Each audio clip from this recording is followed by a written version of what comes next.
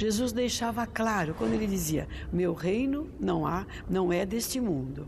Quando ele dizia: há muitas moradas na casa do meu Pai. Não pode ver a Deus se não renascer de novo. O que Jesus estava falando? Estava falando da reencarnação. Estava falando da pluralidade das existências. Jesus deixava muito claro todas essas verdades que o Espiritismo veio trazer a lume. Por que algumas religiões tomaram o cuidado para mascarar ou para retirar essas afirmativas de Jesus? Pelas suas teorias, pelos seus conceitos, seus interesses, vamos dizer assim, religiosos. Cada religião molda de acordo com a sua interpretação. As informações que temos basicamente no Espiritismo, nós as encontramos na vida de Jesus. Quando Jesus, por exemplo, dizia assim: a cada um segundo suas obras. É a nossa lei de causa e efeito, de ação e reação, o resultado de nossos atos. Cada um recebe realmente segundo as suas obras. Temos, por exemplo, quando Jesus fala para Pedro que não foi sangue nem carne que lhe revelou que ele é o Cristo, o Filho do Deus Altíssimo, não é? Porque foi uma manifestação espiritual.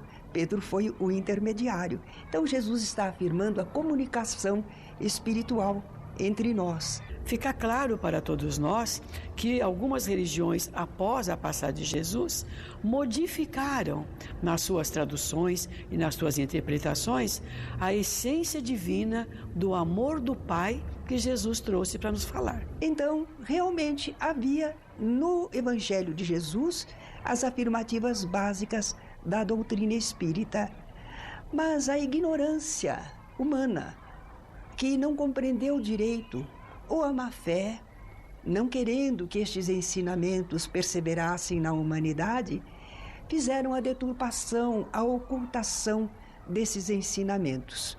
E foi por isso necessário que os Espíritos do Senhor fizessem uma nova campanha, depois de aguardarem bastante tempo, não é?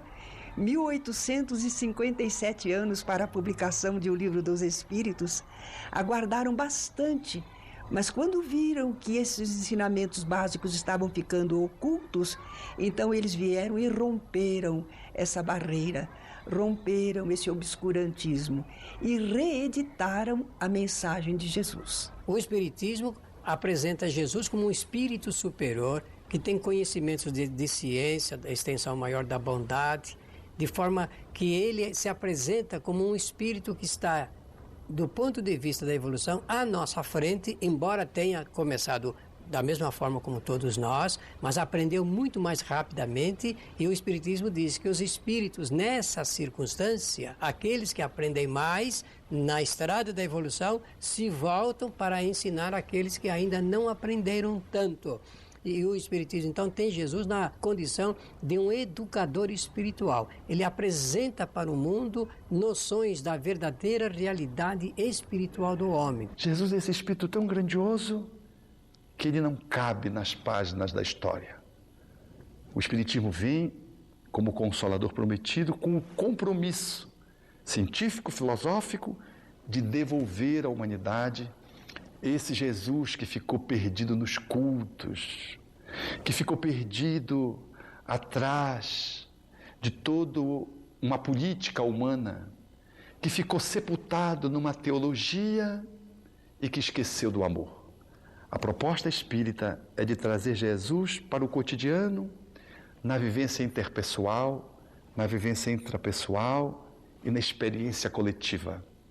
O Espiritismo tem essa ousadia igualmente de apresentar Jesus na sua proposta magnífica do amai-vos uns aos outros, sem adornos, sem ritos, sem preconceitos, sem algemas, um Cristo que pudesse nos fazer viver a vida melhor a cada dia. Por isso Jesus, ele ainda está chegando para a humanidade e nós temos a oportunidade de conhecê-lo através dessa janela que o Espiritismo se nos abre, mostrando que Jesus é o verdadeiro ícone, através do qual nós entramos nesse portal de vida, e não um ídolo em torno do qual nós nos genufletimos numa contemplação numa imobilidade que muitas vezes nos cristaliza.